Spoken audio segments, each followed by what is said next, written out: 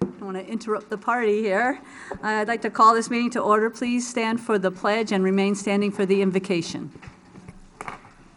I pledge allegiance to the flag of the United States of America and to the republic for which it stands, one nation, under God, indivisible, with liberty and justice for all. Thank you so much. John Nichols from Harvest Bible Chapel, please. Hi. Thank you, Madam Mayor. Would you pray with me? Jesus, each day is a gift from you, and we thank you for today.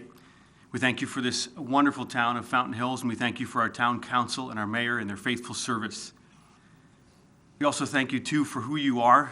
We look around us in this beautiful place that we live in, and we see your majesty and your power and your grace, and so much more evident in your creation around us, and we thank you for that. Your word says that you give wisdom and you give it abundantly to those who ask. Additionally, your word tells us to seek the welfare of the city. So, Jesus, we ask for wisdom for our leaders today and every day. We ask that they would seek the welfare of Fountain Hills, that you would give them the wisdom to know what's right, and that you would give them the courage to do what's right, even if it's hard and even if it's not popular. And Jesus, I pray for us, all of us that live here, that we would do our part. We would do our part to support our leaders, to come around them, to partner with them, and with them to seek the welfare of the city, the welfare of Fountain Hills. Lastly, Jesus, we ask you to bless Fountain Hills, bless this great town that we love so much, and that in addition to your wisdom, you would make known your will for this place, for this town, for us as a people, and that you would reveal your love to us as well here in Fountain Hills, and continue to help us to work together for the welfare of what we think is the greatest town in the world. Thank you for all of this, Jesus. We commit it to you in your name. Amen. Thank you. Roll call, please. Mayor Dickey. Here. Vice Mayor Toles. Here. Councilmember Charno. Here. Councilmember Brown. Here. Councilmember Magazine. Here. Councilmember LaCrone. Here. Councilmember Spellich. Here. Thank you so much. Our first item is recognition of outgoing board and commission members. I'm going to read the statements up here, and then I'll ask everyone to come up and I'll give out the certificates if that works for you. So the first time is for SPAC. It's Tammy Bell. Tammy Bell brought to the strategic planning process her ability to effectively summarize and articulate the criteria established by SPAC commissioners into a document that's easily understood and has been used by the town to effectively communicate the plan. Her involvement with Vision Fountain Hills has been so valuable for our community as we move forward, and thank you for your service, Tammy. I should mention that these are written by their colleagues. Next, we have Jim Judge, who was in the Community Services Advisory Commission. He also had served on Senior Services before that. Jim Judge has been serving on Senior Services Advisory Commission in February 2011 and transitioned to the Community Service Advisory Commission in August 2014. He contributed his time and considerable talents to commissions and always looked for collaborative opportunities to create win-win outcomes for all issues. During Jim's time on the Community Services Advisory Commission, he served as the vice chair, as well as serving on several work groups, including focusing on budget and capital projects. Jim contributed innovative thoughts to whatever issues the commissioners were addressing, and thank you, Jim, for your dedication and improving, I see you out there, our community. Next, we have Pat Canning, also from Community Services Advisory Commission. Pat Canning has been a tremendous asset to our community, volunteering in so many capacities. She began serving on the commission in August 2014 and has been a voice of patience and practicality. During Pat's time on the Community Services Advisory Commission, she served on the programs and seniors work groups to advocate for new programs that support all residents. Thank you, Pat, for your community service. Klaus Schadl from McDowell Mountain Preservation Commission. Klaus began serving on the McDowell Mountain Commission in February 2011. Klaus contributed his time and considerable talents to the McDowell Mountain Preservation Commission. During Klaus's time on the commission, he served on the Preserve Access McDowell Mountain Month, Value of the Preserve, and the Adaro Canyon Trailhead work groups. Klaus contributed innovative thoughts to whatever issues the commissioners were addressing. Thank you, Klaus, for your concern of the wants and needs for the people in Fountain Hills. and Ken Thornton, also on the McDowell Mountain Preservation Commission. Ken began serving on the commission in August of 2014. Ken contributed his time and considerable talents to our McDowell preservation. During Ken's time on the commission, he served on the Adero Canyon Trailhead and the Preserve Marketing and Fairs Work Groups. Ken contributed innovative thoughts to whatever issues our commissioners were addressing. Thank you, Ken, for your concern and your service to Fountain Hills. I think, do you have something you'd like to add, sir? Well, just that, thank you, Mayor. I want to thank all of these individuals for the time and effort they put into the town. It's really worth it to us, very helpful. I don't believe I know any of you except for one, and that's Jim Judge. And I shouldn't single you out, but I know you, I know what you've done, and I want to thank you for all of the efforts you put into this community.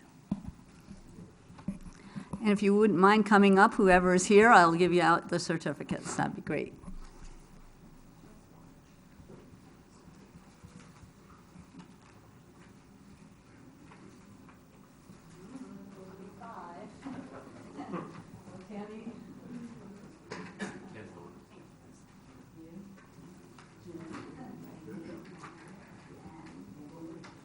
No, you gotta get a picture. Thank you so much, and we'll get a picture, and I'll give you a nice round of applause. How's that? Congratulations. Thank you so much.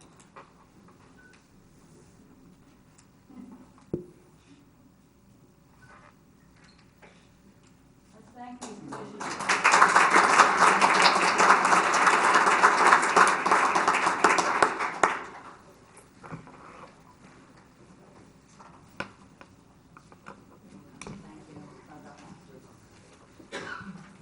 Make sure the other members get their certificates. Now, the next item is reporting on creation of an ad hoc committee to plan the 30th anniversary of incorporation of the town and 50th anniversary of the founding of Fountain Hills. So if you'll allow me, this is something that came up kind of organically, as these things do, from a couple of residents, and particularly one who brought it to my attention. 1970 and 1989 are the 2 years. So I've been talking about this at some of our gatherings, and at this point I was thinking maybe it would be a good time to kind of get it started, especially after what Rachel Goodwin, Director Goodwin, said at our retreat about how during this time of year, which would be like next year, all the good weekends get taken, so we better get planning. So I wanted to just kind of let you know and ask you all, or let you know that we'd like to move forward with this. We would be asking you or yourself, or for suggestions on who you'd like to be on this committee. It's not going to be like a official commission, because we'd just like to be able to get people involved, to work on it. We will have staff to help, and then we'll be coming back time to time for, like we did with the Centennial Committee, if we are planning something, or if, we want any budget or anything like that. So there may be votes in the future, but if it's okay with you all, I'd like to just have that out there, let you know that Nancy Walter and our office will accept interest from you all and your suggestions and from the public, and we can move ahead with this celebration, because it's really quite something when you think about it. So. We don't have any action or anything, but I just wanted to let you know we're just going to get started, if that's okay. Thank you. So next we have, a report by Captain Larry Kratzer of our MCSO.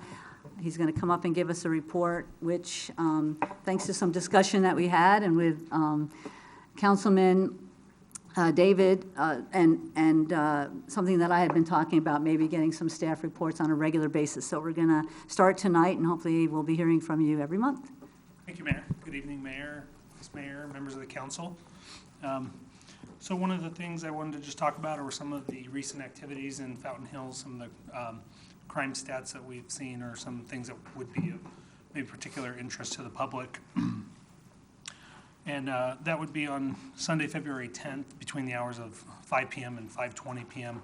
at Fountain Park. There were 3 vehicles that were broken into, and the method that those vehicles were broken into, they were all in the same parking lot, the east parking lot. All 3 owners of the vehicles had secured personal property in their vehicle around the same time and had walked around the park for about 15 or 20 minutes. When they returned to their vehicle, the rear window had been smashed, and a couple of purses were taken from all three vehicles. So it looked like a crime of opportunity where somebody was likely watching and seeing that three people had left property in the vehicle, that they were able to gain quick access to the vehicles. So especially with the amount of time that was involved in that, just 15 to 20 minutes, and all three were right next to each other. So one of the things MCSO wants to take the opportunity to remind residents is just be cognizant of your surroundings, especially in situations like that. A lot of times these crimes of opportunities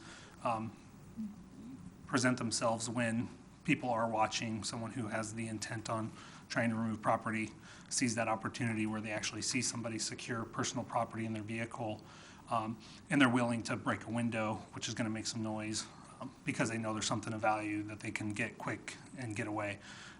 So just be aware of your surroundings.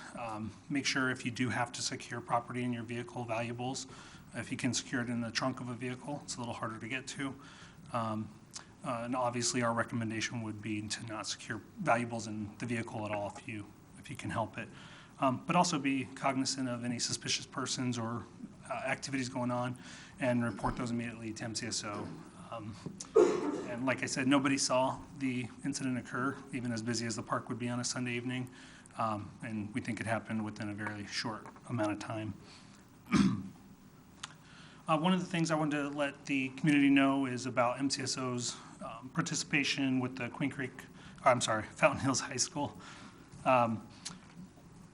We have been participating with their STEM program, which is science, technology, engineering, and math.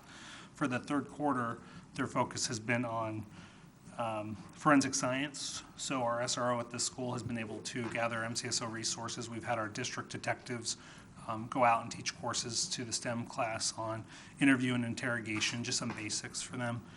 We were able to bring out our crime lab analyst and talk to the class about forensics and what type of processing our crime lab can do, as opposed to what's seen on television and really can happen in the amount of time that does happen on TV shows. We were able to bring out our homicide detectives, and they were able to teach the STEM class about crime scene processing and diagramming.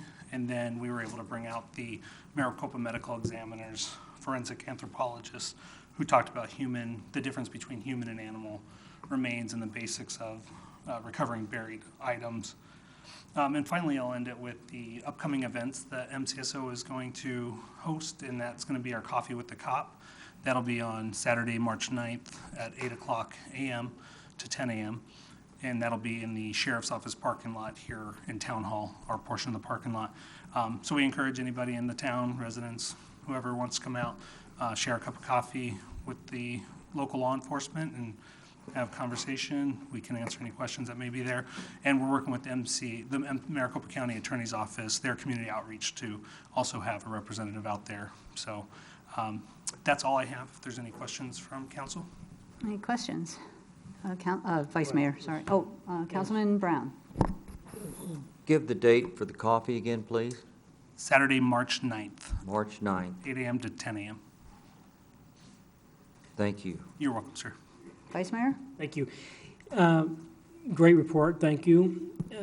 I'm curious, with this age of technology and how quickly rumors are spread, I've read some very disturbing reports online that we have this Fountain Hills connection that is very popular. I think there's 14,000 people that are on this website. And about a week and a half ago, there was a report of a woman that was chased at the park, and that she had apparently broke away by having some sort of a weapon that she had on her of some sort. I'm curious whether your department has any sort of public relations, some sort of official response that can watch these posts. So to protect our reputation as a community, I'd like some official response sometimes that either debunks something like that or if it's true, unfortunately, maybe that you're aware of it and that it's being handled. That's a great question, Vice Mayor. There has been talks with the town manager when I first came down here about some sort of mechanism for MCSO to respond to social media, things that get put out there on social media, whether or not we can quickly dispel that or confirm those sort of incidents.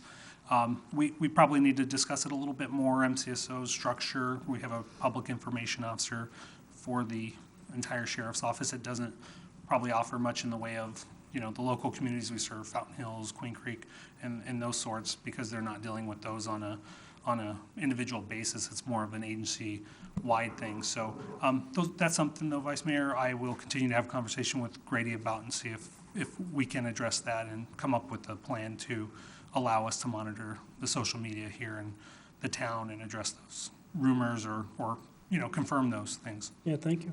You're welcome. Good question. Councilwoman LaCrone. And I mean, I don't want to speak for you, but just to add, sometimes I know the public loves to have any information about those types of things, but as a law enforcement officer, obviously you're also obligated to protect the integrity of investigations if there is a real investigation, right? So that limits some of the information that you can Yeah, share, that's which is correct. unfortunate, but it's true. It's just part of protecting what you can so that prosecution is more successful. That is correct, and well spoken from somebody who knows that side of the arena. But yes, there are certain things that we wouldn't be able to put out there because of that. And again, I'll have some conversation with Grady on that, just because there are some other things that come up with that in terms of, if you go on there and you respond or make a comment, whether or not there's expectation for continuous conversation, or how social media can go, arguments that ensue, and we're not interested in getting into those. But I understand the value in there being someone who could confirm or dispel maybe some rumors that, or not rumors, but be able to confirm that statement. Councilman Spellich. Captain, would you please address the issue that the Fountain Hills Times newspaper has with the dissemination of information from MCSO to the media? There seems to be some rumors in town that Fountain Hills was singled out as far as the media not having access to MCSO's reports. Could you speak to Sheriff Penzone's, what he's done as far as it relates to the media, and what commitment that you personally have with working more with the Times for information that's accurate and up to date? Yes, sir. I could speak to that. So Sheriff Penzone, obviously, we have a public information office, and all media requests are expected to go through the PIO for the agency. I know in speaking to the Fountain Hills Times, there's some frustration with that because a lot of those requests aren't answered in a timely manner. So we did recently have conversations about how we can potentially improve that, including and involving a meeting with the Public Information Office to see how we can help facilitate more timely response to the local media outlets, whether it's one or several. And then directly, myself and the lieutenant in Fountain Hills today, we were talking about trying to come up with a program. Prior, I don't know how many people know this, there was a process in place where the media had quick access to our reports and they were able to view those because of concerns with redacted information and information that is not readily available for anybody or media outlets. We had to stop that practice, so I know that delays a lot of the information that local media outlets have. So right now we're working with a process with the administrative sergeant here in Fountain Hills, and where we can provide maybe some sort of a summary report on a weekly basis, even if it means giving us a week delay where we can give the local media a summary of incidents that occurred that are noteworthy so that they can still be put out in the newspaper or whatever means that would be, and give the residents of Fountain Hills some understanding of what's going on in the town. You're welcome, sir. Thank you. I wanted to thank you and the Chief Lopez and Bailey, who were very open and met with us, with Grady, the town manager, and with Councilman Spellich last week we were able to talk about a lot of the issues that people are either concerned about or would like to see, concerned about pedestrian safety and intersections and some of the things that you all are mentioning, the broken windows and things like that. We also talked about that there's a new text-to-tip now, which the Times did a great service in putting that in, and then we all were reposting it. It's called the 3P app, and that's a very, I signed up right away, and it seems like a really good program to have, a good app to have. We talked about community policing and some of the things you talked about, the coffee with a cop, being at the high school. We don't always know. We think somebody's a detective or somebody is a deputy or what they're doing, but they are going to the schools, and we of course have an SRO at the high school, and so we're having those conversations and about school security, of course, in general. And we talked about him coming regularly, which is great. I think also I'm meeting again with them in a couple weeks, and we'd like to try to plan a community meeting where the sheriff could come, so that's in the offing too. But I think, again, we are working with the prosecutor, we're working on great communication, and as frustrating as it can be, some of the social media really does help us to know what's going on and what people are thinking, because there's nothing more important than having a safe community in as many ways as we can. And again, thank you for meeting with us, thank you for coming and doing this. Yes, Councilman Charno. Well, thank you, Madam Mayor. I wasn't sure if you were done or Yeah, not. that's fine.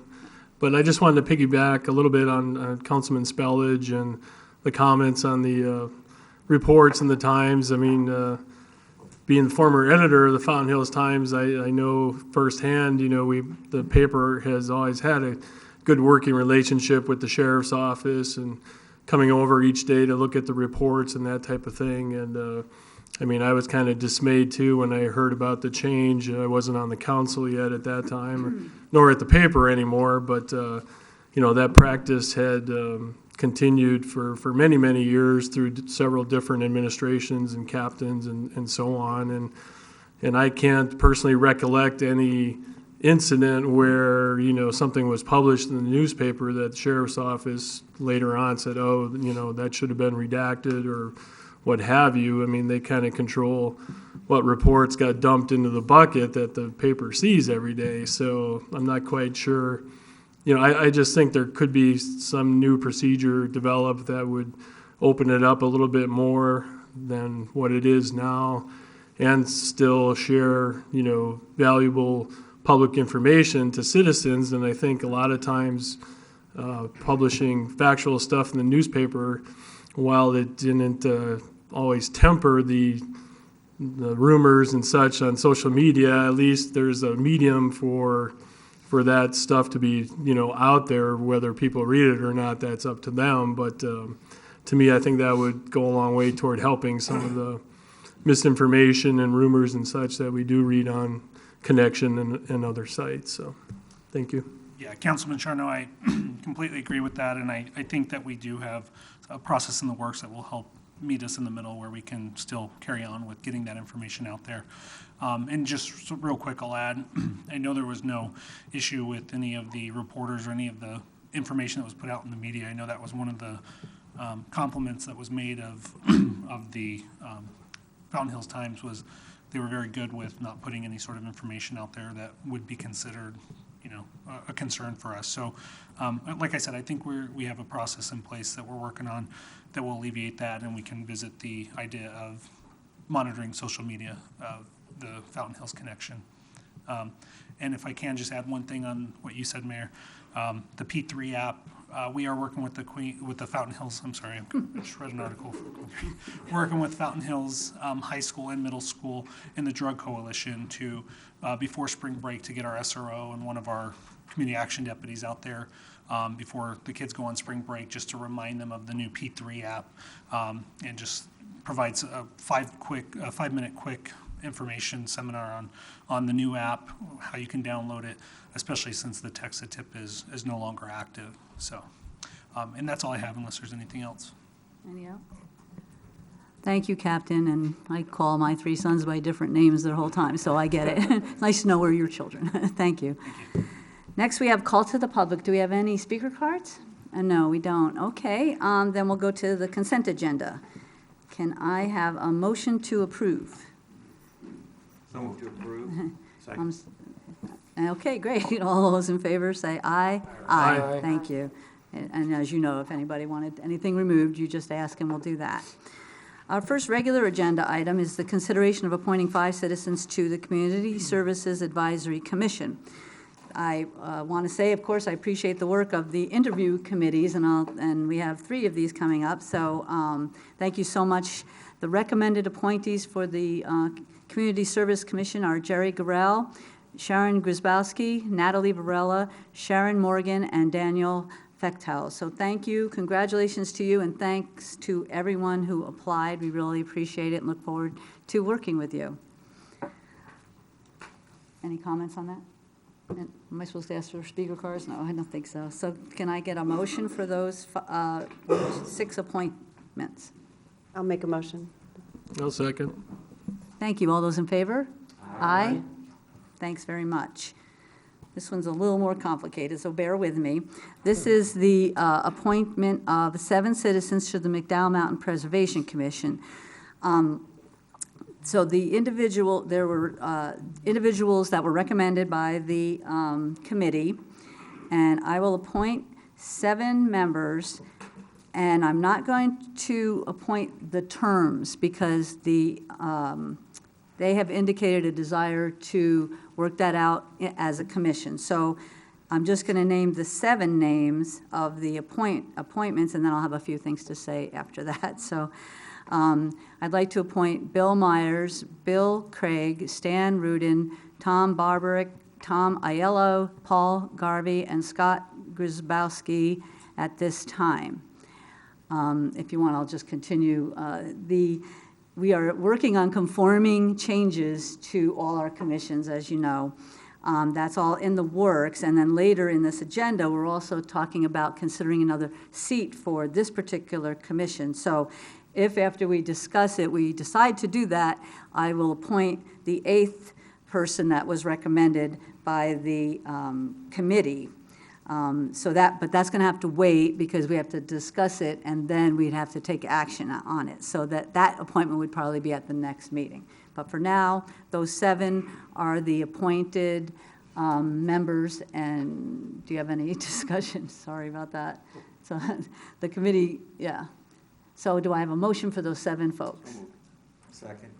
Thank you very much. All in favor, say aye. Aye. Thank you again. Congratulations. Thanks to all who applied, and thank you to the committee. The next one is consideration of appointing a citizen to a vacancy on the Municipal Property Corporation. Any discussion on that? The recommendation is for Debbie Skian to have that seat. So do I have a motion for that? And a second? Second. Thank you. All those in favor, say aye. Aye. Thank you. Thank you for applying, and congratulations. Thanks very much, everyone. The next item is ordinance 19-01. We have a public hearing. I'll have Grady kick us off here. Sure. I'm not going to spend too much time, but I just wanted to let the council know and the public who are here tonight that the next 3 items will be handled by Senior Planner Marissa Moore. Regular agenda item D, E, and F will be in sequential order. And I'll turn it over to Senior Planner Moore.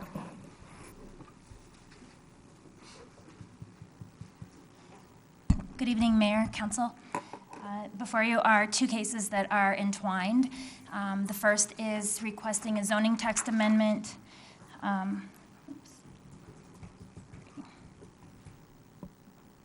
Okay. First is requesting a zoning text amendment to the the CO Commercial Office Zoning District to allow single and multifamily residential units as a special use permit. Then the second one is to actually request that second use permit for this property. It is located at 16857 East Saguaro Avenue. It is This is Shea Boulevard. This is Saguaro. This is the Target development. This is the subject property right here. So zooming in a little bit more, again, this is the subject property. These are the only two properties in town that have this CO, commercial office zoning district. And then this is actually zooming in one more time. So on the second floor here is where they're making this request. I have a couple street views. It kind of looks like a house. So in the 1980s, this part of town was predominantly commercial office and industrial. As we know, these parcels are now predominantly residential. In September of 1991, these two properties were developed as commercial office spaces for, I believe one was for sales for the residential area, like a sales office for that, and the other one, I'm not sure what it was for. They were already developed at that time, and then when the parcels around it were redeveloped, or were rezoned, those two remained the same because they already were developed. And this is a drawing that I found when I was looking through some of the historic files. And I tried to overlay it as best as I could on here, but you can kind of see that that whole area was originally commercial office on this like southern side of Saguaro. And as we know now, that's predominantly residential. In the summer of 2018, a real estate agent came to the counter asking questions about this property being used as a residence and an office building. It was not approved for that. The chief building official then went out, visited the person who was staying in the property, and let them know they could no longer stay there. Then we contacted the property owner, and we sat down and we had discussions about how to address this situation. So the common office zoning district is predominantly for professional, semi-professional, and business uses, and there is no mention of a single or multifamily dwelling unit in that district, whether it's outright or as a special use. There were two basic options that we came to address the issue. One is to rezone both of the parcels to C1, neighborhood commercial. In that zoning district, the single and multifamily dwellings are allowed with a special use permit. But as we were looking through it, some of the uses in the C1 didn't seem to be very compatible with the surrounding neighborhood, which is a predominantly residential neighborhood. And I gave some examples here: amusement arcades, gift shops, dry cleaners. They generally would have more traffic and noise than what is already in the CO zoning district. The other option would be what is before you, a request to add single and multifamily residential dwellings as a use permitted by special use permit. So in our conversations, this is the path that we decided to go down. And then, as I said at the beginning, they're requesting this zoning text amendment and then subsequently requesting that special use permit to allow a single family dwelling on this property. The existing conditions: there's already parking, there's landscaping, the building is already constructed, it has 2 stories. So it wouldn't need any additional improvements along those lines. It would, however, need to have some upgrades because the International Building Code requires some fire separation and some having the upstairs have a different entry and exit on the building for a dwelling unit to be on the second floor, and the property owner is aware of that. Looking at the size of the property, it would be allowed to have 5 dwelling units. However, at this time, they are only requesting 1. And if they wanted to request more, it would then also have to go through a special use permit process, which is 2 public hearings. There's some legal stipulations. These aren't anything that council acts upon. They're just a given. The Arizona Revised Statutes requires a 30-day appeal period for zoning text amendments. If this zoning text amendment is approved, then the special use permit is also approved, that special use permit would not take effect until after that 30-day waiting period. Building permit application and approval, building permits, and certificate of occupancy would all be required for anyone to live on that second floor. And then with special use permits, it says outright in the zoning ordinance that the building permit has to be applied for within 6 months of the approval of the special use permit. And one thing that I wanted to clarify, this was discussed at the Planning and Zoning Commission meeting, special use permits run with the property, not the owner, and if the property is sold, the special use permit still is maintained and they do not expire. At the Planning and Zoning Commission meeting for both items, the zoning text amendment and the special use permit, the Planning and Zoning Commission is forwarding a recommendation for the town council to approve these two items, and staff is also recommending approval. Thank you. I'll open the public hearing, and then we can discuss. And if there are any cards from the audience, maybe after we talk a little bit about it, then we'll hear from the public. Comments? Councilman Brown? Question. Thank you, Mayor. So have we had any letters from the neighbors or anyone close to the proximity of these lots? I have not had any letters or phone calls. I had one email from Maricopa County that owns the property next door to that where the posse used to be located. They just wanted to know what was going on. I didn't hear any additional feedback. At the Planning and Zoning Commission meeting, one of the adjacent property owners did show up. They voiced some concern. I believe that the conversation between the applicant property owner and then the adjacent property owner may have resolved those concerns. Thank you. Anyone else? Sorry, Vice Two Mayor. questions. Is the law in regards to the special use permit in perpetuity go with the property new? Is that a new law that Yes, has been always that's the case? I don't know how long always is, but I do know that In is Fountain Hills? I don't know what was approved when the original zoning ordinance was approved. I know that is in there currently, and I know that is kind of a common stipulation for special use permits. So who notified you that someone was living in this property again? A real estate agent. And this individual who bought this property, was the intent when they bought it that they were going to live in this property and have maybe a home business or their business on the property itself? Is that what it's set up right now? Is that person using that as a commercial space? Here's the story as I understand it. The property owner is here, they can clarify, but this is from the town's perspective, that the building was already set up as a residence illegally at some point, most likely prior to the current owner. We see that happens often in town. Then when someone wants to buy the property, then it becomes known that this use is in there, and it just so happens that this was brought to our attention at that time. The property owner has communicated to us that the second floor residential would be for him and/or his colleagues to stay at. What the business right now currently is creation of prosthetics. And it's more of an art than it is, pouring a mold or something. There's more to it, making it look almost as real as possible. And then the patients who come to get these prosthetics, while they're having it fit and having work done to make it correct, it also would provide a nice space for them to rest in. Any other questions or comments from the public? Councilman Spellich? Marissa, am I to understand that, the owner says that he's going to use the residence, but if he decides that he wants to then turn this into a multifamily, it will come before us again?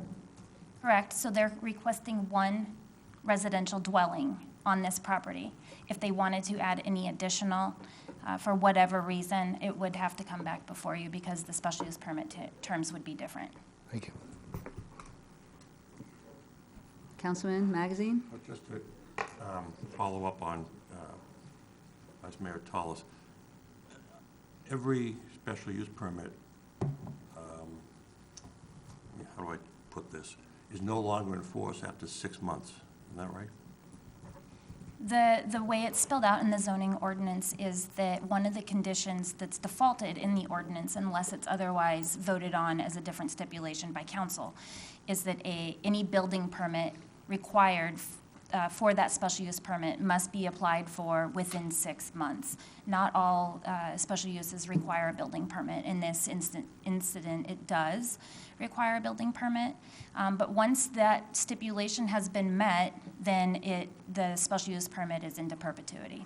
So the construction permit then allows them to not necessarily do anything for more than 6 months?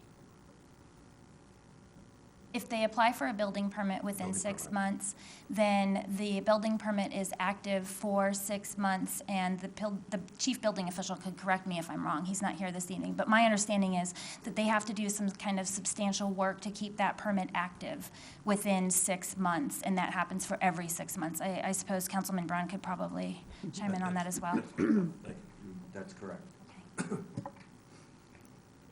I have a question. Is this hearing okay to be for the special use, or is this just for the zoning change? It's for both. For items D and E, Mayor. It's okay to have this for the special use also, then? So I apologize, you would have to approve the zoning text amendment first in order for there to be that special use permit process for this zoning district. And then subsequently on the same agenda, they are asking for that special use. Okay. Vice Mayor? Thank you. I think that there's two separate examples of something that we have approved at the council level that is similar to this already. One is over off of Fountain Hills Boulevard behind the drive-through liquor store that I believe I think the gentleman was in the same business. I mean, if I remember right, I think he had some sort of a business similar, but he was using the property as commercial, and the upstairs he wanted to use as residential. And then the other one was on Saguaro Boulevard. That is the building that, to this day, I feel that there's some fencing over there that shouldn't be, but it's still there, and that's a year plus later.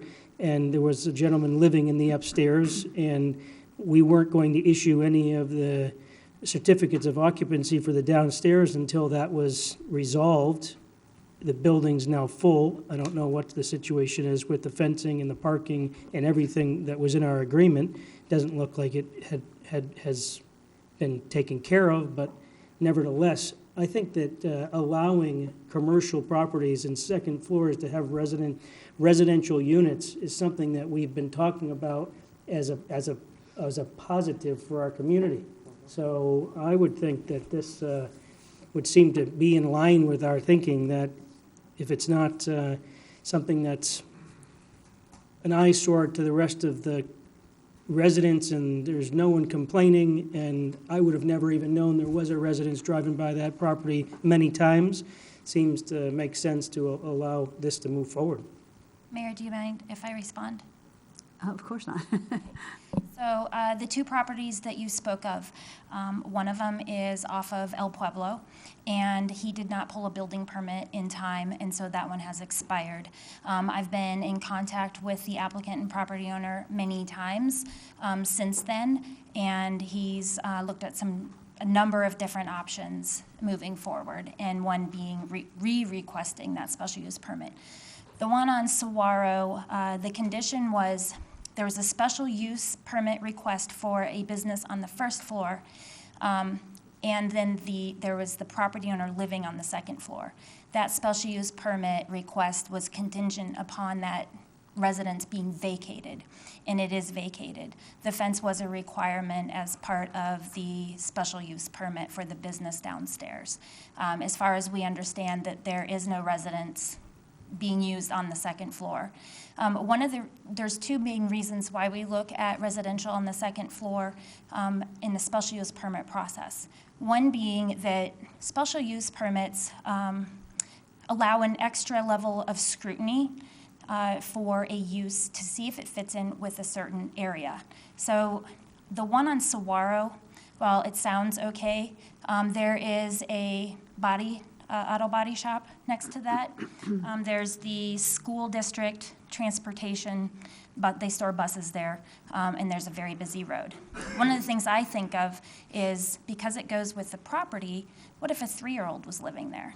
And from my perspective, I don't think that that would be necessarily okay. That would be the decision that the council would make. The one on El Pueblo, same thing, but it has a school nearby, it has a daycare, it seems more of an appropriate use. So those are the reasons why we have special use permit processes. Thank you. So I can close the hearing now, right? And, okay. And unless there's more questions, we could have a motion on this first part, which is the text amendment to the zoning ordinance, and then we'll move on to the special use permit. Well, I'll move to approve the ordinance 19-01, a text amendment to the Fountain Hills zoning ordinance, chapter 12.02A, to allow residential dwelling units as a use subject to special use permits within the CO commercial office zoning district. Is there a second? Second. We have a motion and a second. All those in favor, please say aye. Aye. Thank you. So we'll just go straight into the hearing for the special use permit. Does anybody have any comments on that, or are there any speaker cards on that? Mayor, I believe the applicant is in the audience, may want to have something to say, Sure. if that's what. Welcome.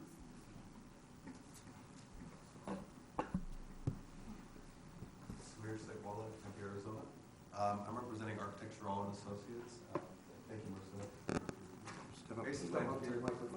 I'm basically here for if you have any questions for us with the actual special use for this property.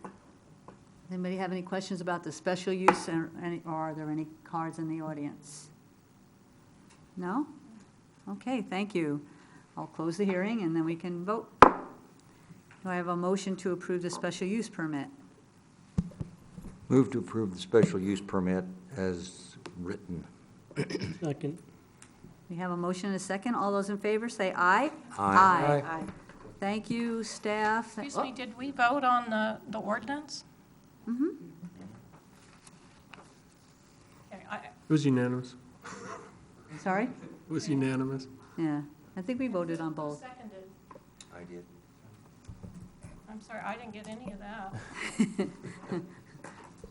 Moving on New York speed here. Thank you. Thanks very much. So next is the, are we okay? Okay, the second motion, I'm sorry.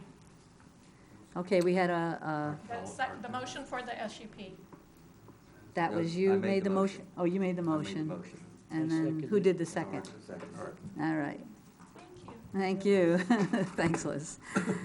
Next, we have a discussion and possible direction to staff. This is that item we were talking about, to amend McDowell Mountain Preservation Commission bylaws to allow for one additional commission. We have one more item. I'm sorry, it's F, under F, Mayor. Oh, It's okay. I got all these hearings mixed up. I am very sorry. Grady. I'm just trying to hurry up, right? I'll just go ahead and have Ms. Moore continue. Mayor, thank you. This is to hear ordinance 19-02. In June of 2018, council approved the rezoning of a property at 11639 North Saguaro Boulevard, I apologize, from C1 to C3 to develop it for automobile sales, service, and detailing. There were a number of stipulations that this approval had, and one of them was to have that specific use. But stipulation number 2 was to have the applicant apply for a building permit within 6 months of approval. That stipulation was not met. The condition stated that the property would then revert back to C1 if that stipulation wasn't met. However, Arizona revised statute does require the municipal governing body take legislative action to do that reversion. Alternatively, you could remove the stipulations and keep it C3. You can amend the stipulations. It's really at your discretion how you want to address the reversion or not. And this is just showing you where the property is located. This is Desert Vista Park, this is Desert Vista, this is Saguaro Boulevard. And so because the stipulation was approved by council, staff is recommending then that the council vote to revert back to C1. I believe that the property owner is here, and I believe I heard that there was a letter submitted to council requesting that the parcel remain C3 with the stipulations removed. I'll open up the hearing on this item. Do we have any comments from the staff, from the council at this point? Yes, Vice Mayor? Thank you, Mayor. I think this will likely be addressed as we go through discussion and hear from the owner. The applicant that was under contract to purchase this property, that was applying to put an automotive dealership of an extension of his existing building in Fountain Hills, had discussed with us the challenge of parking.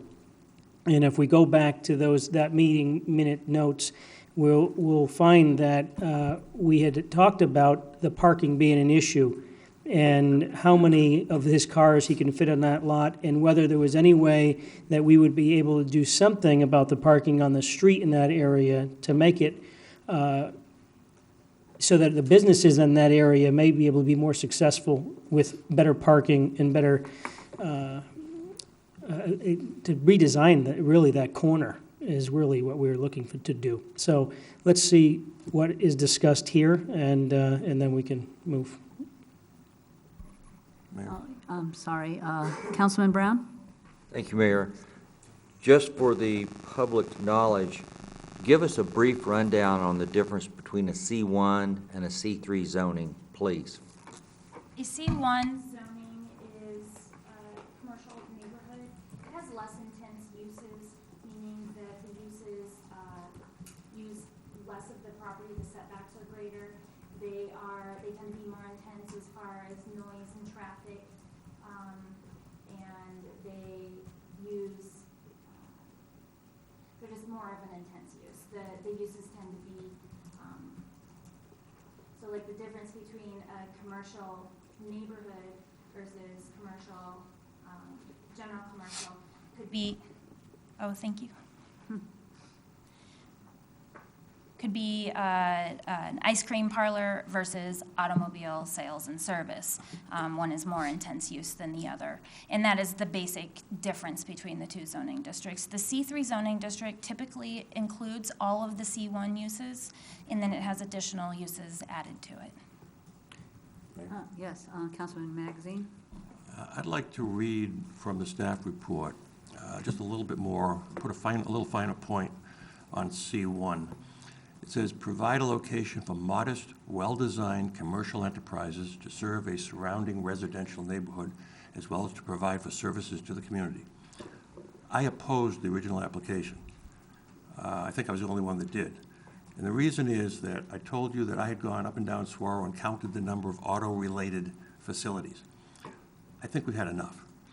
I just don't see allowing C3 and additional used car facilities or whatever. Thank you. Vice Mayor? Thank you. This is going to be a good meeting. So one of the arguments that I made was that we have a gluttony of commercial office space right now in this town.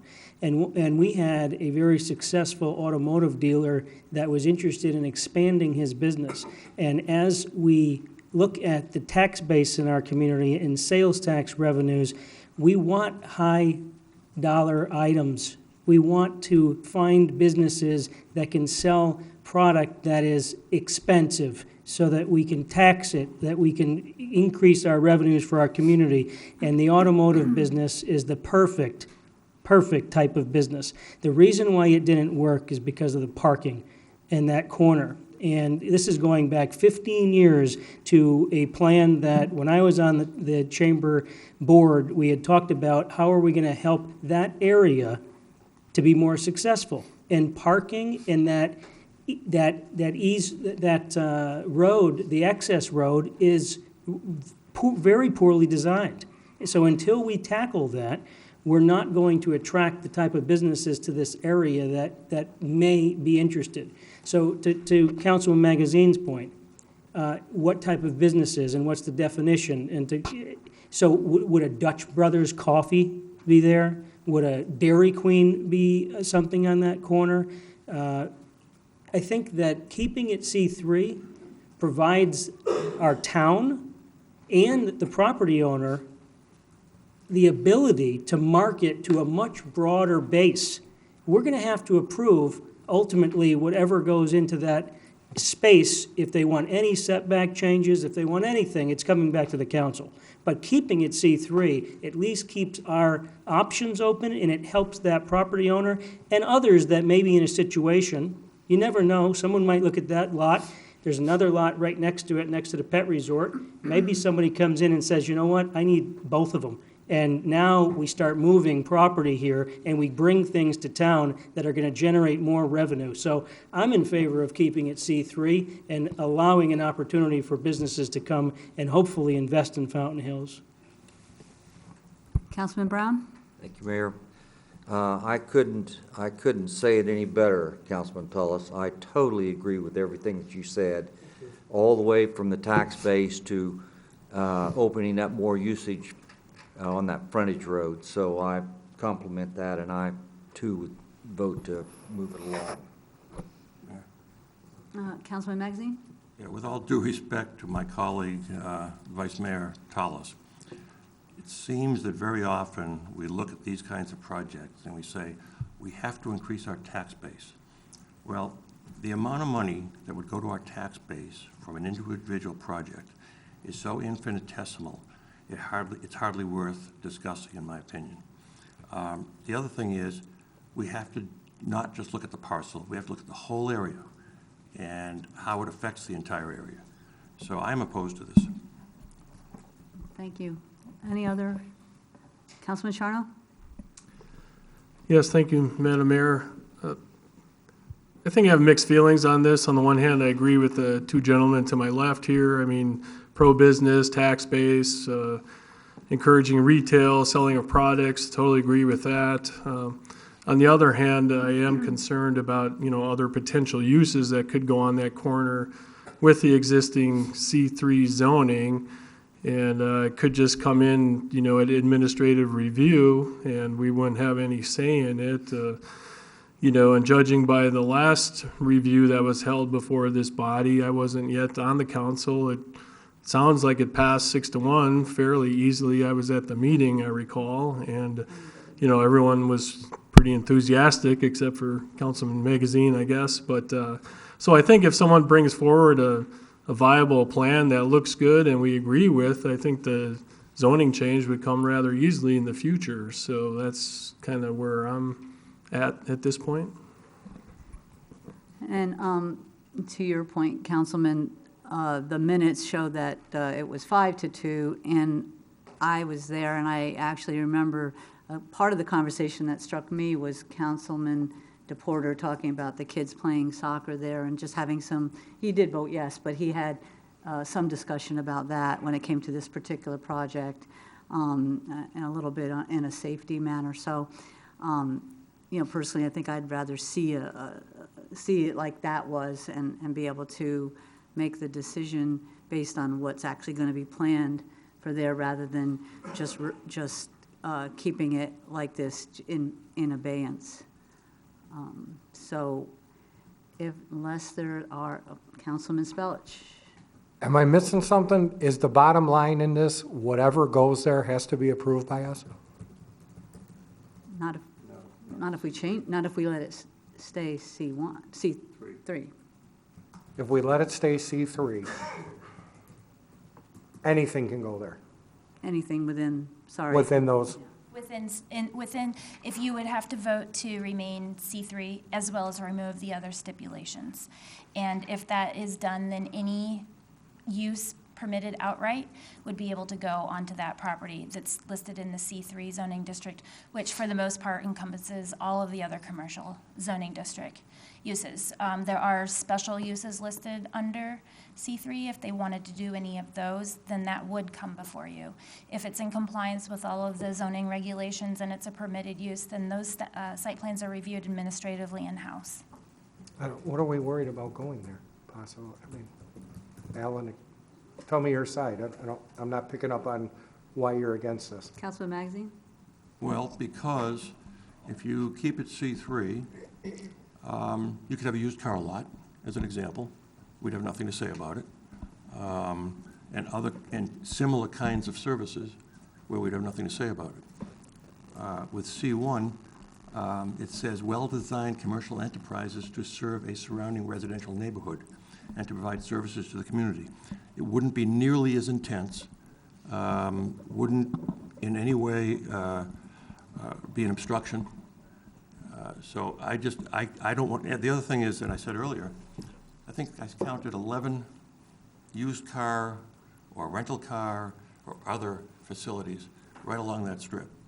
And you can make the argument, well, you got 11, why not have 12? I think there's a time when you draw the line and you put things that are not as intensive right there on the corner. Councilwoman LaCron? Thank you, Mayor.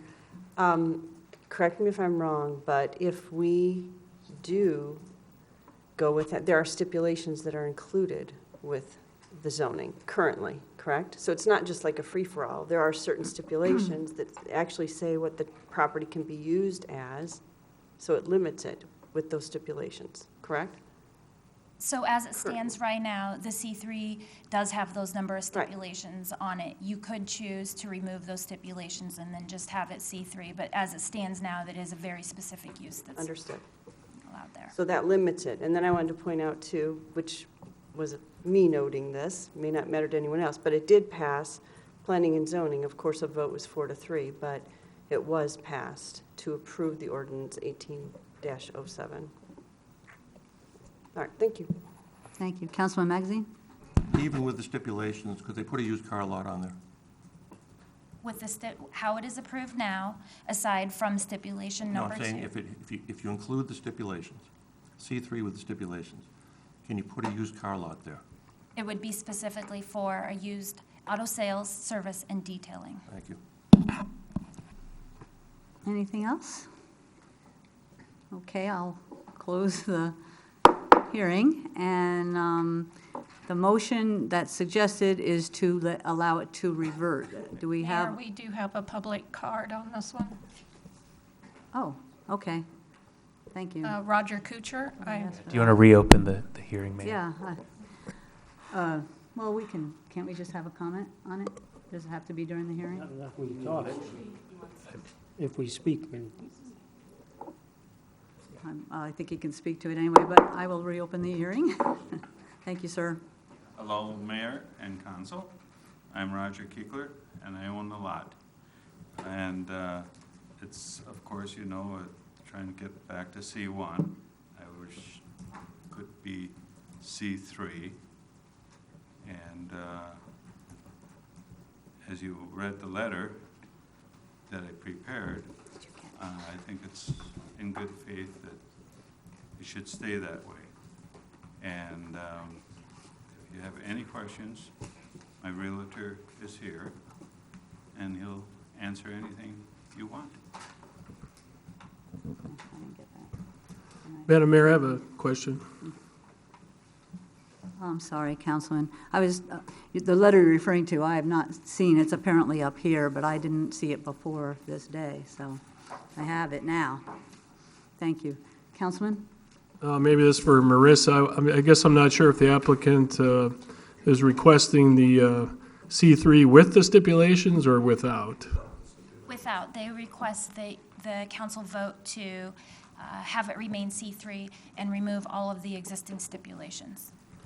So with the existing steps, it was more or less tied to the used automobile detailing business, so this would open it up to any use within C3. Correct. Thank you. Any other questions? Yes, sir. Councilman Spellich. Is the lot already, is there someone else that's already interested in this, or? So like, we're not going to approve this, and then tomorrow it's going to be a car wash? No. On your word, right? No, wait, there's no way to know that. Most of the time, the rejection is because of C1. C3 opens up a larger business area that they can cover. The lot has sat there for 48 years. Sir? Could you speak into the mic? Thank you. Identify himself. Yeah, the lot has sat there for 48 years vacant like that, okay? The C3 would well, my experience is that the calls that I get are basically people that want to invest in our community, okay? And it's going to be something that is money generating. Because if somebody that just looks at the property as a C1, you're looking to buy the lot, put a building up, and right now, we have over 320,000 square feet of vacancy in Fountain Hills.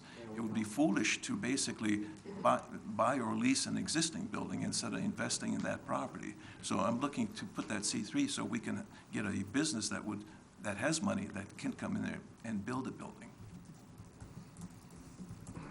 Right now, the construction cost is about actually, they can buy another building in town for about $100 a square foot. To build a building is going to be between $150 to $200 a square foot. So we're kind of limiting. We have all this vacant space that is just sitting here. Somebody's going to look at the dollars and cents. They're going to buy or lease something that's already there. So that lot is just going to sit there.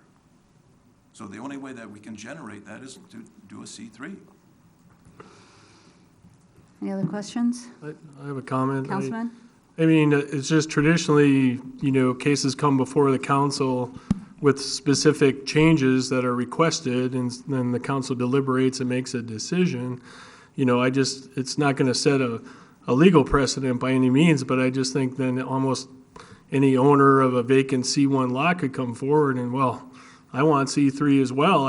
This is going to make my property more valuable. I can market it better. We can get more uses. I mean, I just think it kind of opens the floodgates a little bit in terms of future precedent in terms of how this process is supposed to work. I mean, typically, as I said, you have a specific project, you need a specific variance or zoning change, and you come forward and request that.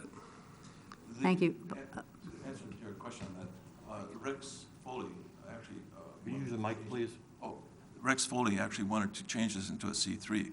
His cost was close to $9,000 and actually almost five months of work on this thing. So somebody's just not going to come in and just request a change unless he's serious. Vice Mayor? Thank you, Mayor. And you made a point that I wanted to make, is that I'd welcome all of these property owners to move forward and be proactive as you are to try to do something to make it more attractive and to bring business. I think it's also noteworthy to address the fact that this lot, while it's a great corner lot, does have some what would be considered kind of functional obsolescence, correct? Correct. The space of this lot, you're not going to get a traditional C3 business that would be some scary mega building that's going to go on that lot. There's a lot of stipulations that are going to have to be approved and variances that likely will come forth if you have a business that wants to utilize that lot to its fullest. And so I, again, would support keeping it C3, allowing you to continue to market this, and I would encourage other business owners to be proactive. We talked about this in our retreat. We talked about the fact that we have to be looking at our community, and we have to be looking at existing zoning, and we have to look at the highest, best use for properties in this community, and this is a great example of why we want to keep it C3, to keep the opportunities there for businesses to invest. Just to add to that, right now we have actually 46 properties that are for lease and 141 spaces that are available. We have 51 properties that are for sale. It's becoming a ghost town. Okay, I'm just gonna see if anybody else has anything to say. I have a few things I'd like to say before we, yes? So, Vice Mayor, I agree with what you were saying and the proposition and all that's behind that. And I guess I'm just wanted to be clear, there were some stipulations that Planning and Zoning recommended. And it sounds like, to me, from what you're saying, is you're agreeing, or you're thinking, if we do approve this without the stipulations, to make it more of an open, okay. That's what we're asking. So, as a result of that then, because I know some of these stipulations, it sounds like, were put in here from Planning and Zoning because of the concerns that the mayor brought up with the noise, the traffic, and the location and so forth. And, of course, it has a limiting use, the auto sales, servicing, and detailing, so it does really limit the land. So I understand where you're coming from, that you want to open that up more, and where he's coming from, our speaker. But I guess I did have some of the concerns that were shared here with the noise, the traffic, and all of that. So I agree with you in concept that when we have these issues, we definitely should be more open to business development. I guess, though, when they come to us specifically, we should also take into consideration some of the specific problems or concerns for that piece of land, right? I mean, open it up, but yet think about whether we should have some stipulations to safeguard people or whatever. I'm not sure where I'm going to land on this yet. I'm still thinking it through, but I wanted to just clarify when you made your point that you're leaning toward no stipulations at all. Vice Mayor? To answer your question, yes, I do not want any stipulations on this lot. I want to keep it C3. I believe that any business that's going to want to build on this lot, because of the size of this lot, is going to have to come back to this council for some sort of exceptions to our existing zoning, whether it be the setbacks, whether it be the parking issue. There's a number of issues that will likely come forth to us that we will have to ultimately approve. And I ask staff to correct me if I'm wrong, but would that be safe to say that I'm accurate in that assessment? That if they want to do anything different than what the zoning ordinance says, then yes, they would come before council. They would have to, potentially not, I misspoke. If they request a variance, that actually goes to the Board of Adjustment, and then an appeal to that would go to the Superior Court. It would not come before council. Thank you. So we have businesses that have come that are in that vicinity that they thought certain things about what would be allowed on that lot. Whether we would have been for or against this specific project is in the past, and it was approved, even though some people didn't approve of it. At this point, I don't see a real problem with another project going through that when they are ready to present what they want to do. If it reverts to C1, if something is planned there that doesn't conform to C1, then we can do what you all did for this project and say, well, okay, but this stipulation or that stipulation, to just open it up and even go further with what you were saying, Vice Mayor, about let's just do that everywhere. I think we need to walk the line. Well, in other words, clarification, I didn't say let's do that everywhere. What I said was if we had owners. Can I just finish here? In other words, there's a far-reaching. That's okay. I understand what you're saying. And I was just trying to say that your intention sounded like you'd be okay with all C1s turning into C3 because we get more people to buy that property. I want to have respect for the people that have already bought property and put different kinds of businesses in that complied with whatever that zoning was. Now, this zoning was changed for a specific project, and it wasn't, it was only 4-3 at planning and zoning, and it was 5-2, so it wasn't overwhelmingly, but it was changed. But that now has fallen through, so now we either decide that we want to open it up so that any conforming business could come in there, despite the fact that the people around there, whether it's the kids playing whatever, or whatever restaurants are across the street or whatever, that they had a certain expectation of what that property was. You changed it, but if we go back now and just say all C3, then something could potentially go in that we would have absolutely no say in at all. So not to speak for Councilman Charno, but I would go along with what he was saying, which is, we are open to hearing things, but we'd rather hear a project that's proposed, and then planning and zoning or our staff can look at it and see if there are any stipulations that we should consider at that time. That's where I'm leaning right now. Mayor, may I? Yes. Okay. What I said in my point was, Rex Foley invested $9,000, as his realtor indicated, to move forward with the proposal to put a used automotive dealership, which is high-end luxury cars. We're not talking about jalopies on the lot. He had a building that he had proposed that was going to be a very, very professional-looking building. The whole reason why that permit was never pulled is because of the parking issues and the exceptions that were needed to have the number of cars on that lot that would have, in his opinion, made it worthwhile, okay? Any property owner that feels that they would like to go through that same process as of him and invest the money to do all the research, the drawings, and everything required to move it through the process, I would encourage any property owner in this town that has a lot that's been sitting for 45 years vacant. I think this council should do everything we can to be as business-friendly as possible, to encourage investment in our community. And I believe, based on this particular lot, in this particular instance, and the size of this lot, and what we can realistically think would come, anyone who is looking to invest that has a business that would classify under a C3 is going to do their due diligence and is not going to build or put a permit in any designs unless they can pencil out the numbers and cash flow.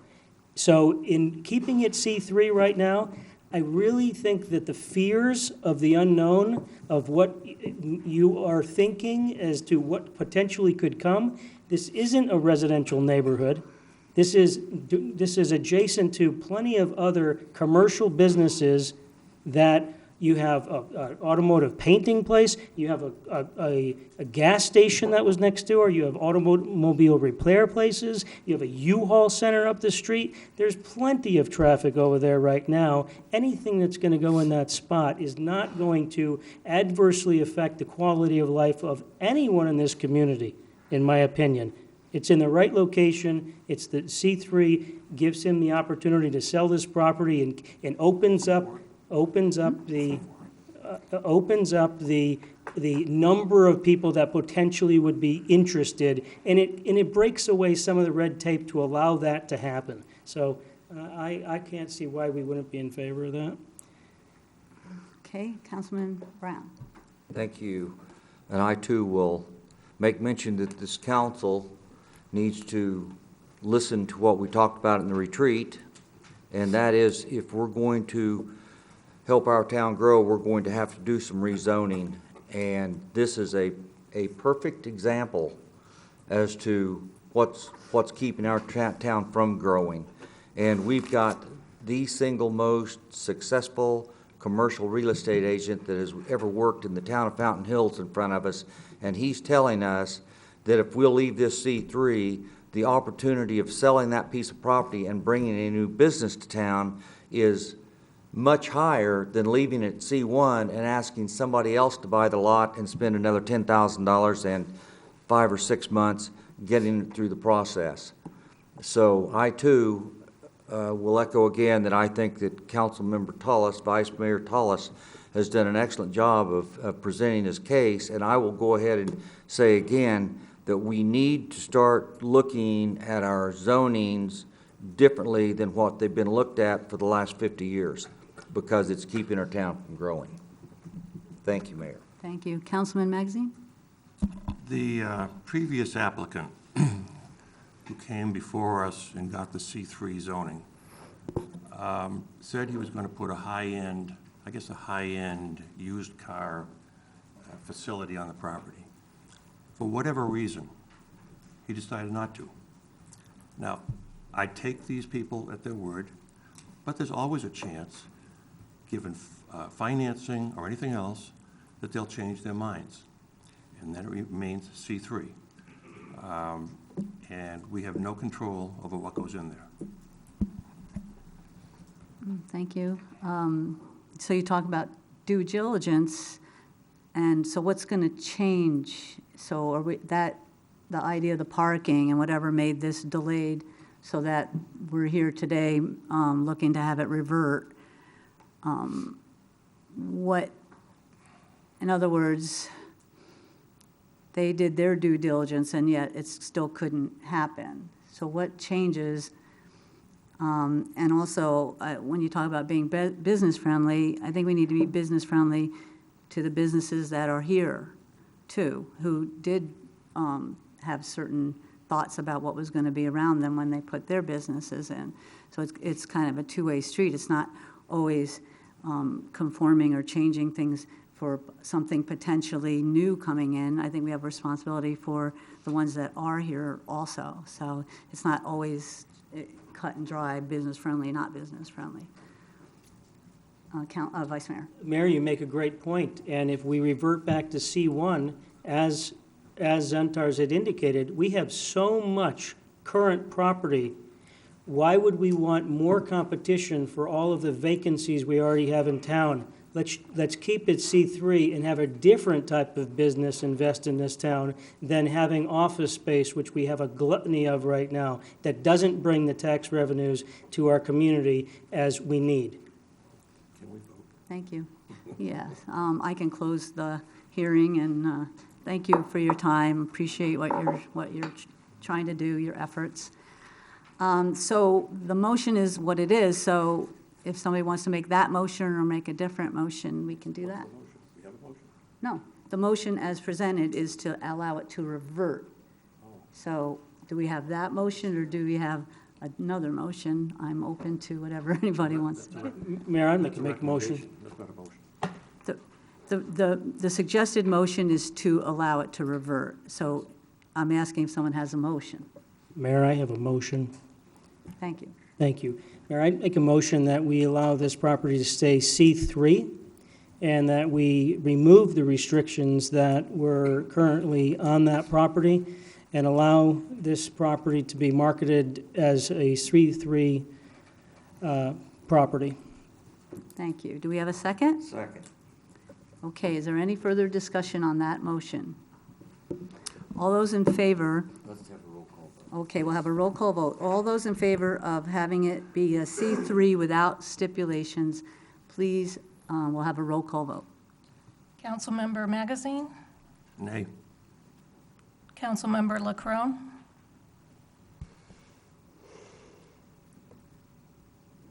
Can skip. I have a coin if you want to flip it.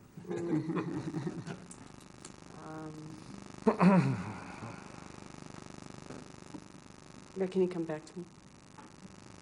Or I'll just say. Yeah, you can. No, that's right. The opposite of nay. Yay? Yes? aye. It's been a long day. Poor baby. Councilmember Spellich, Aye. are you aye? Mayor Dickey, No. Vice Mayor Tolos, Aye. Councilmember Brown, Aye. Councilmember Charno. Nay. Thank you very much. Thank you for all your work, staff, and good discussion. We will go on to the one I tried to get to before, which is the discussion and possible direction to amending McDowell Mountain Preservation Commission bylaws to allow for one additional commission seat and the designation of emeritus status for one or more members. Who's reporting on this? Anybody? No? I would be happy to. The staff and I heard from the subcommittee that conducted interviews on the McDowell Mountain Preservation Commission, and they were very impressed with all the applicants. Bottom line is that they'd like to add another seat to this particular board, and they also recognize that there have been a couple members of the McDowell Mountain Preservation Commission who have served with distinction. They've held important leadership roles They've made or continue to make significant contributions to both policy recommendations and to our trail system. They've engaged in major volunteer and advocacy activities in their service to the board. They have also participated in one or more different ways of promoting the McDowell Mountain Preservation Commission, as well as our preserve. So one of the ideas that has come about is to have one or more members be designated as members emeritus of this particular commission. Now, you're probably familiar with emeritus. Sometimes indicates not only people who have served with distinction, but often they are retired members. That's not what we're suggesting here. These would still be active members who would continue to vote and serve in the same roles that they have in the past. But this would be giving them the honorary distinction to continue to serve and in recognition of their service to the community on this particular board or commission. So those are the two combined recommendations that are before you. What would be suggested is if the council did add the 8th seat, that we would do something different with the bylaws so that at some point in the future when a vacancy occurred, it would drop back down to 7. So through attrition, it would drop back down to 7. And then we would be bringing back bylaws that would incorporate this. Of course, we want to open this up for the council's review and discussion at the meeting tonight. Thank you, Grady. Any discussion on this item? Councilman Brown? Thank you, Mayor.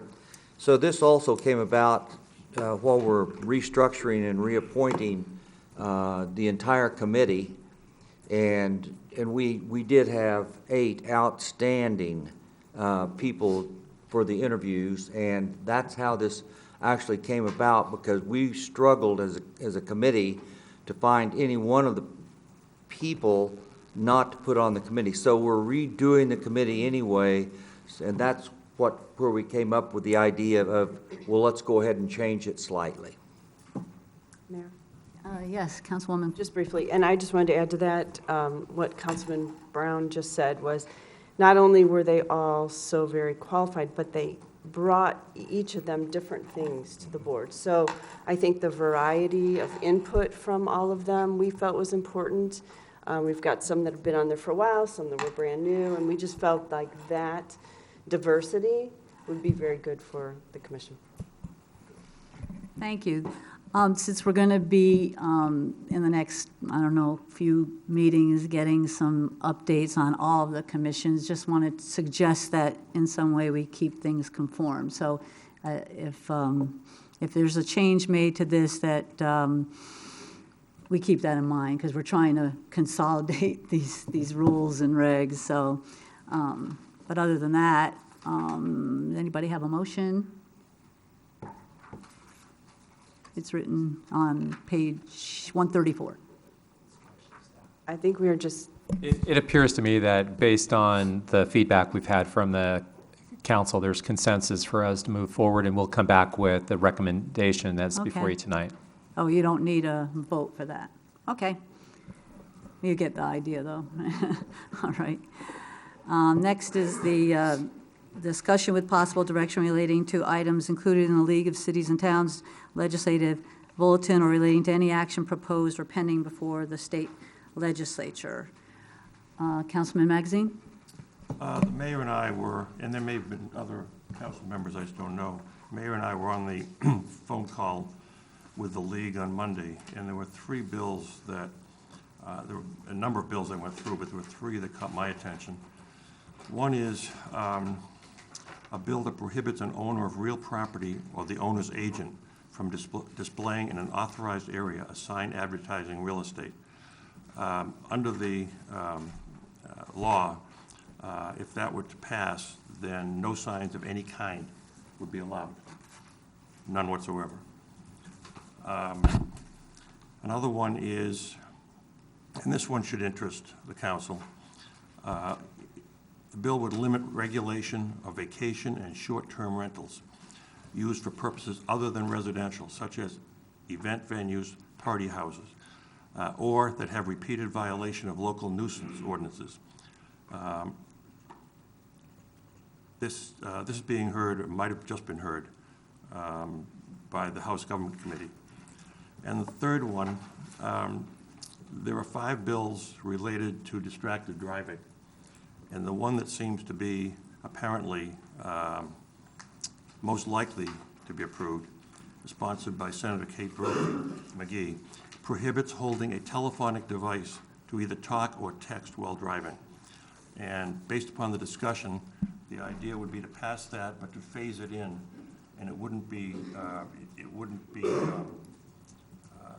a violation until after 2021. And the reason is to try to get people used to it, to understand it, and so on. So those are 3 bills I think we need to keep close attention to. Thank you, Councilman. I had a few too. Does anybody else have anything they wanted to mention? Those 2 in particular, we could consider giving support to. The 1165 distracted driving, the league is supporting. That's the hands-free. Emily has spoken before about how if something was on the league agenda, was part of their resolutions, that we could weigh in on those. So I've always had the Alice account. So I am supporting that, and I think that if we want to support that, it would help our law enforcement actually enforce the texting while driving bill. The other one, the vacation rental, Representative Kavanaugh's bill, 2672, is going to be heard, and he is the chair of that committee on Thursday morning. So as usual, time's of the essence. So I also gave my support to that, but if we want, Grady can do a more, and I don't even know that we necessarily have to vote on these. It's just that the ones that are already have a position from the league, which is normally going to be our position, and sometimes, and I know there's another one tomorrow morning that's very hard that we wanted to weigh in on to get that kind of input. So I'd like to see us on those 2 support those. There's the other one, which was the TPT Digital Goods and Services Bill, the bill that Senator Eugenie Rita, that the league is very concerned about. We may not, some of them we may not have to weigh in ourselves because, all the cities are, but there are some that are pretty specific to us that hit sales tax, which is something that's important to us. The other one is 2043, municipal judges' terms, making municipal judges go up for election to be retained. So that's that has personal, local ramifications to it. There are reasons that came about that have nothing to do with our community. And if you look at our ballots, it makes our ballot longer. It makes a judge have to worry about getting elected. So I wouldn't mind being against that, but that is that's Senator Kavanaugh's, or Representative Kavanaugh's bill. So, if you don't want to weigh in on that, you don't need to. But that bill, the league is opposed to. A big one that might have to do with us has to do with selling our own property and requiring certain activities and market analysis that have potential to be an impediment to economic development for what we may or may want to do with our property. It did pass, but some of the there was some concern raised by some of those legislators, so maybe we'll be safe from that. But that one's already going to the floor, 1147. There's 2 of them. They want to force partisan offices for cities and towns. That would require all council and mayor candidates to identify their political parties. I wonder what that would mean to someone who might be independent or libertarian, that, if we start doing that. Or, you won't go there. But, they, how if you try to run for something and you're green or libertarian or independent, it's a little bit hard to get in there, and I would hate to see that happen here. There's another one, 2721, town elected officials' term limits.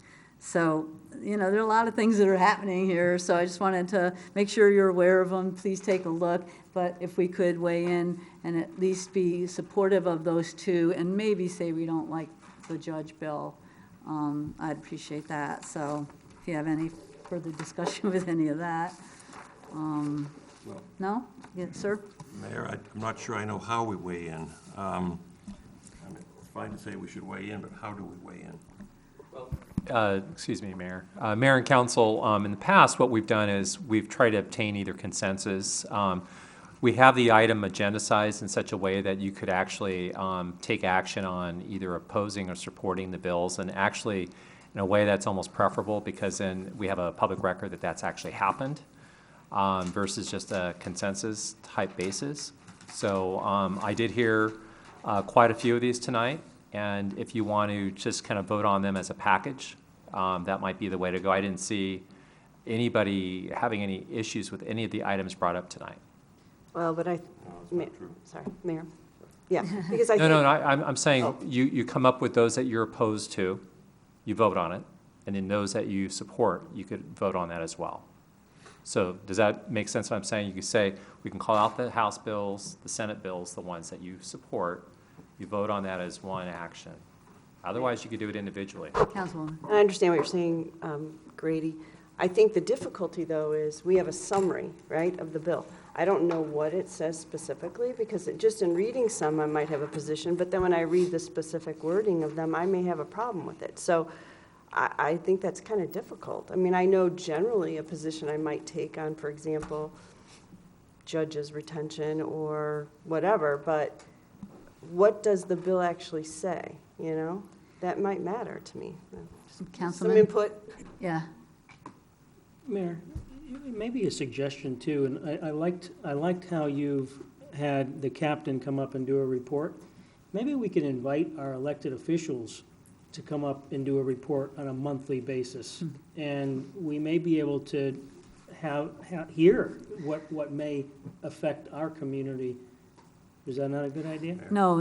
I mean, it's a great idea that during the session, it's probably not possible, but when we go to the league conference, when all of these proposals and the positions that the league wants to take are discussed, then that's how they come up with what their legislative agenda is, or how they make the decisions on whether they're for or against something is based on what they feel as our representatives are. But I would think that's a great idea in general for them to come. I don't think it could be like a monthly thing, but I think if we know, like, once session's over, they came and told us what their intentions were, what they liked, and maybe how we can best communicate with them.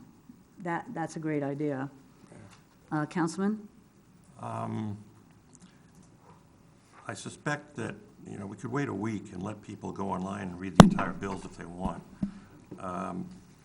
It may be this train is moving, but frankly, I'm not sure we're going to have much impact anyway.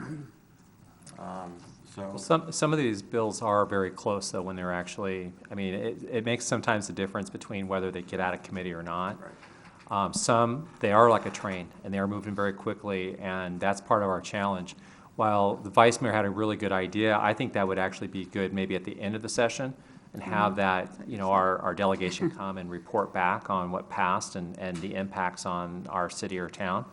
I also think the League is a great advocacy group. They represent us. They have intergovernmental affairs folks. They lobby on our behalf. The legislative bulletin, you're absolutely right, Councilmember LaCrone, only contains the summaries. I encourage all of you to go and look at the summaries. Also, I will be happy to send each of you an email that has the call-in information, so you, if you have time to do it on Mondays. It's every Monday at 10 a.m. And you get the lobbyists, and I'm calling them lobbyists, but they're intergovernmental affairs representatives who represent the cities and towns through the League. And everything that's actually in the legislative bulletin, without exception, I support, because it's really, they're looking after our interests as a city or town, without even having the full text. Now, there are some things that gets really scary, and they're called striker bills. And so as these are moving through the whole legislative process, a lot of times these have add-ons that add scary things to them. It might be unrelated to what's even in the bill. And so we're trying to watch those and make sure that that doesn't happen. So, but I would like to come up with maybe, and this is good, we're kind of getting into the process of how you want to engage on these bills. But in the future, I'd like to maybe have the council at least pick their top 3 that are the highest priority. I'll tell you right now, for tonight, the digital goods and services is huge because of the potential financial impact that that's going to have on the state and cities and towns. Sales tax is really in jeopardy right now. If you can imagine all the different services that are delivered digitally now, not only software, but streaming services, all of your, everything that you're using for the cloud is all part of that. And so there's a big potential for lots of money just to leak and go away and never come back. And so these are very sensitive, and once that happens, we'll never get those revenues back. So my point is, if we don't do it tonight, what I'd like to do in the future is maybe have the council have and take a position either for or against bills that are going to be either harmful or they're good for local government, and get maybe up to 6 or so, or whatever the number really is, and have the council actually either take an action of support or opposition. And then that can be part of our formal record, and I have in the past forwarded that on to the sponsors of those bills, or I've let the league know as well. I always let them have copies of letters of support or opposition. So it's just kind of an approach, and maybe we're not ready for that tonight, but we're going to probably need to move in that direction, I think, in the future. Thank you. I really hope, though, that since the vacation rental bill that Representative Kavanaugh is putting forward was actually Fountain Hill's suggestion at the league last year, it's our proposal, and it will be heard on Thursday morning. So I think it would really be good if at least we could vote on that, and maybe the hands-free being in support. If someone is okay with making a motion that we express support for Senate Bill 1165, distracted driving, and HB 2672 about vacation rentals, and leave it at that. If you're okay with that, then maybe we could at least do that tonight. That's a good idea. So moved. Second. Are you okay, Sherry? I was going to say second. Okay, thank you. All those in favor, say aye. Aye. Aye. Thanks very much. It's a moving target for sure, and it's very complex. And unfortunately, the larger cities all have intergovernmental people that actually attend the committee meetings and such. We're just so small, we don't have the resource to do that. Yeah, they would usually tailor have it. presentations that are formal before council and give you a lot more of the detail. We're just not there yet, or will ever be probably. Councilman? I recognize we can't hire anybody to do that, and these other cities and towns do. Is there any way to piggyback on what another city or town does? Actually, the mayor and I had a good discussion about this a couple weeks ago. First of all, the league does a great job.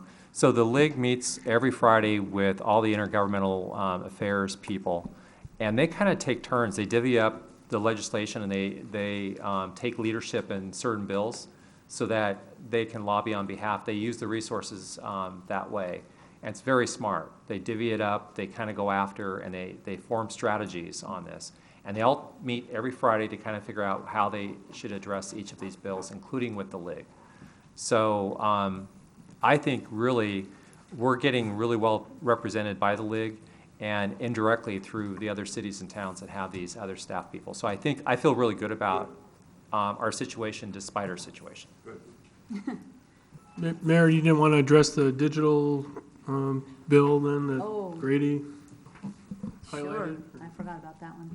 It's up to you. Someone want to make a motion on 1460? Senate Bill 1460. Yeah, I move we support the league's position on SB 1460 on He's making a motion. digital goods. I thought there was already a motion. We did two bills, yes. Anybody want to second that? Second. All those in favor, say aye. Aye. Thank you. Thank you. I was trying to just do the supportive ones. Senator, Urgenti, that's an example of, she's represent our community. Right. As well as Kavanaugh. Yeah. Yeah. So the next item is our this council discussion direction to the town manager. Is there anything that we want to ask staff to conduct further research? We didn't have any speakers to really direct us, so I don't know that we have anything there.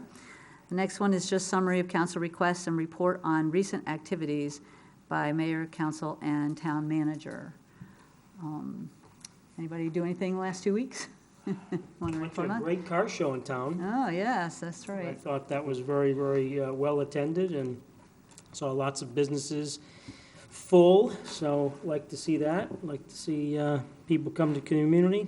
And I think Rachel and Grace are doing a great job with planning and tourism, and I now see a billboard on the Beeline that I think that was paid for by grant funds, so I think that needs to be on record so people don't think that we are using town funds out of the budget that hasn't been applied for in a grant, but I think that's great recognition for Fountain Hills, and if you're going up the Beeline coming north, you'll see the big billboard sign promoting the music festival, so I think that's great, they're doing a great job. It's not a wayfinding sign then? It's called a Fountain Hills promotion sign. Thank you. Well, we had our retreat, and I wanted to say that it's on YouTube. It's 5.5 hours long, so if you could pick and choose.